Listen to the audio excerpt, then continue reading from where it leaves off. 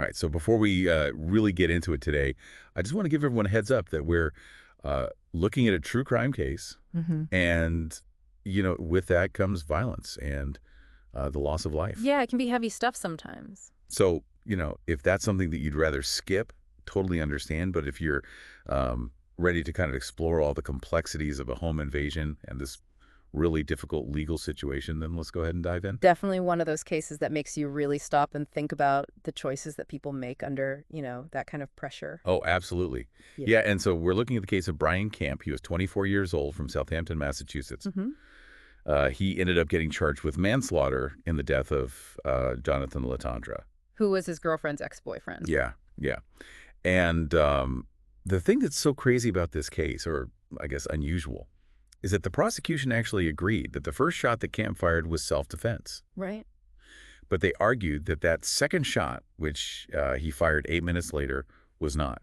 Yeah, that's the crux of it. Those 8 minutes really Right. pushes you to think about like the lines of self-defense, Where does the line end for protecting yourself and where does it become, unlawful? It's a huge question. Big question the jury had to wrestle with. Definitely. So let's kind of set the stage here. So our key players are Brian Camp, his girlfriend, Brooke Yannick, and then the victim, Johnathan Letendre.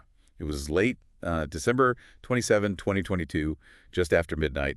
Camp and Yannick are asleep in their house in Chesterfield, and their two young kids are asleep upstairs. Right. That's when Letendre breaks in. I was just thinking about like the psychology of that, of a home invasion. I mean, your home is supposed to be that safe space, Yeah. that place where you feel secure. So to have that totally violate, especially when you're sleeping in the middle of the night. Yeah. I mean, I can't even imagine, the fear and adrenaline that comes with that. It's like the ultimate nightmare scenario. Totally. And that's what happened here, Letendre. As soon as he broke in, immediately attacked Camp, who was sleeping naked at the time. Oh, wow. And it was brutal. Like, he was trying to gouge out Camp's eyes and threatened to kill him. It was just chaos. Yeah. Johnnick tried to intervene. Like, she even hit Letendre with a glass bong. Oh, my God. But he wasn't backing down. This is where that legal idea of duty to retreat comes up. In some states, if you have a safe way to escape a threat, you're legally obligated to do that, like before you can even use deadly force. Oh, interesting. But in a home invasion, especially at night, is that really a choice? No, you're trapped. It's a tough question. Yeah, it's terrifying. And in this case, it just kept escalating. So the fight went downstairs, Yeah. and Camp managed to get his muzzleloader rifle. And, you have to imagine, he's just trying to get this guy out of his house. Yeah, of course. But Letendre was way bigger than Camp, and he was able to take the rifle away, and he even tried to fire it. But luckily, it didn't go off. Wow. And their children are still upstairs? I know. Asleep? It just adds another layer of, terror to the whole situation. Yeah. A parent's worst nightmare, honestly. And then it gets crazier. So they continue to fight. Camp grabs a shotgun. Letendre breaks it in half. And then he starts using the broken barrel as a weapon. This guy was just relentless. I mean, this is something the prosecution really pushed hard, that Camp had all these chances to, de-escalate the situation, He could have tried to run, he could have focused on his kids, or he could have used something other than, a lethal weapon. Yeah. So now they end up in the kitchen, and the fight's still going, and Camp grabs a Sig Sauer pistol, and he fires that first shot. It hits Letendre in the lower rib cage, and Letendre falls to the floor. So this is where it gets complicated. Everyone agrees that first shot, that was self-defense. He was clearly afraid for his life, being brutally attacked in his own home, and he used that force to stop the threat. Right. But then those 8 minutes. I know, 8 minutes. I can't even imagine what was going on in his head during those 8 minutes. I mean, he just shot someone. So Letendre is down, he's hurt, but he's alive. And what does Camp do? Well, he goes outside to check on Yannick, who's on the phone with 911. He actually calls his boss and even takes a picture of Letendre. Maybe his boss told him to, who knows. And then he checks on his kids, and finally he goes back to the kitchen. And the prosecution pointed out that there was a loaded revolver just sitting there on the counter the whole time. Right. And Camp never touched it.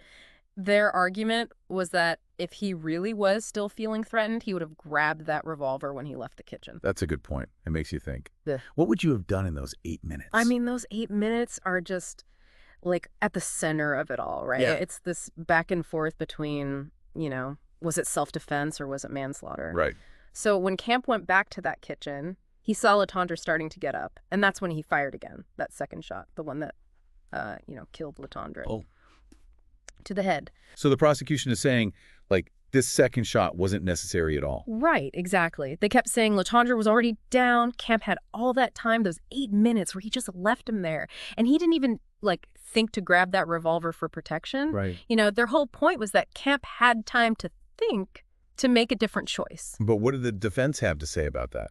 Well, they tried to paint this picture of, just pure chaos, all that adrenaline pumping through Camp, and that he just reacted in a split second to what he thought was a threat. Yeah. They were basically saying, look, in that moment, there's no way he could just calmly assess the situation and know for sure if Letendre was still dangerous or not. Right. That it was pure instinct, just survival. And didn't Camp actually testify himself? He did. And get this, he said that he didn't even remember firing that second shot. Like the trauma, the adrenaline, the fear, it all just, became a blur. Wow. I bet that was hard for Letendre's family to hear. But legally speaking, does something like that, I don't know, does it really matter? That's the thing. It's tricky. We know trauma can mess with your memory, especially when it's high stress. But, the prosecution was quick to point out that Camp remembered plenty of other stuff from those 8 minutes. Like what? Like calling his boss, taking that picture of Letendre, checking on the kids. Right. So they were kind of hinting at, maybe it was selective memory, which is hard to prove to a jury. For sure. But after all the evidence and the arguments, the jury came back with a verdict, not guilty. Wow. And that's when things blew up. Really? Oh, yeah. People were angry, frustrated. A lot of them felt like justice just hadn't been served. I can see why. They just couldn't understand, how could that second shot be anything but unnecessary? Right. And they felt like Camp should have had to answer for killing Letendre. So this case really blew up online. Definitely. It was everywhere. People debating whether the jury got it right, if Camp was really acting in self-defense. Right. And some were even saying, does this mean anyone can just use deadly force now and get away with it? So it really started a conversation about, where do we draw the line with self-defense? Exactly. When is it okay to take a life? How much force is too much? These are questions that have been around forever. Lawyers, philosophers, everyone's been debating this for centuries. And this case just throws it all into the spotlight. It does. So let's try to unpack this a little. What do you think made the jury decide the way they did? I mean, they heard all the same stuff, all the arguments. What do you think pushed them towards Camp? Well, it's hard to know for sure what went on in that room. Right. But we can maybe try to make sense of it, right? Yeah. Maybe they were really moved by how the defense talked about the sheer terror of a home invasion. Yeah, I mean, being woken up like that, attacked in your own bed. It's hard to even imagine. And your kids are there. Right. Fearing for your life, their safety. Who knows how you'd even be able to think straight. For sure. So maybe the jury also thought about, how much bigger Letendre was. Yeah, he was way bigger. And aggressive, from what we know. Yeah. So they might have figured Camp truly believed he was still in danger, even after that first shot. And there's also the whole thing about trauma and how it affects, your memory and how you make decisions. Maybe they believed Camp when he said he couldn't remember that second shot. Could be. Maybe they felt like the shock and adrenaline of that night just made it impossible for him to remember what happened in those moments. It's hard to say. It is. And then there's that duty to retreat idea in this specific situation. Could Camp have gotten away from Letendre in those 8 minutes? Should he have even had to try, when he was in his own home? So it's you have that Castle Doctrine idea, right? Yeah. You don't have to run away if you're in your own house. But then some states have those duty to retreat laws, so it gets confusing. Exactly. It's messy, and we can't know for sure how the jury thought about those specific legal things. I mean, we don't know what went on in their discussions, but it seems like they looked at everything, the law, all the evidence, and they just weren't convinced that the prosecution proved Camp was guilty of manslaughter. Yeah. Without a doubt. Right. And that's the key, beyond a reasonable doubt. It's a big deal in our system. It is a really high standard. So for everyone listening, what does this all really mean? What can we take away from a case like this? It just shows you how complicated, how heartbreaking things can be in our legal system. It does. And it forces us to think about these hard questions, like when is violence okay? Yeah. How do you defend yourself? And where's the line between the two? Yeah. I think it reminds us that justice isn't always clear-cut. It's not always black and white. There are a lot of gray areas, and those are really hard to figure out. That's true. And I think this case also shows how important it is to really think critically, especially when it comes to true crime. It's so easy to get caught up in the emotion of it all, Yeah. to make up your mind based on like just a few details. But this case reminds us that we need to look at everything, the context, all the different sides of the story. We Mm. can't just take what we see at face value. We got to dig deeper, ask questions, you know? Like we always say, dive deep. Exactly. Yeah, it really does make you think. And you know what else this case got me thinking about?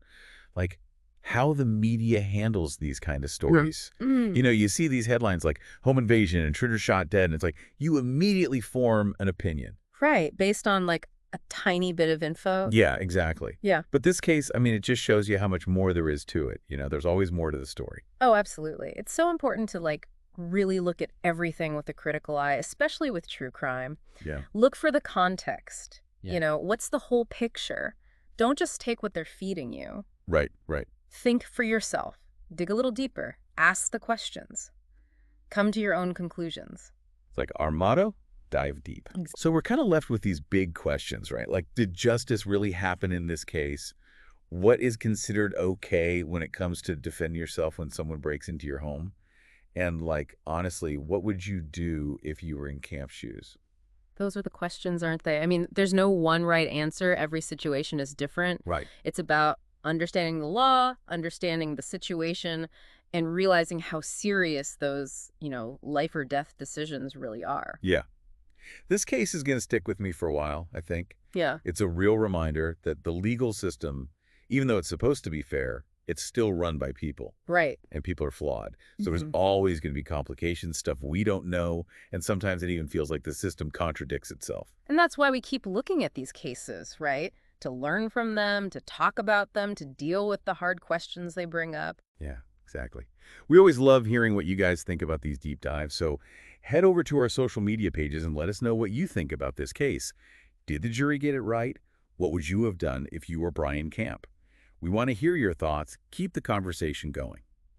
And if you liked this little journey into true crime, you know what to do. Hit that subscribe button so you don't miss out on more cases like this.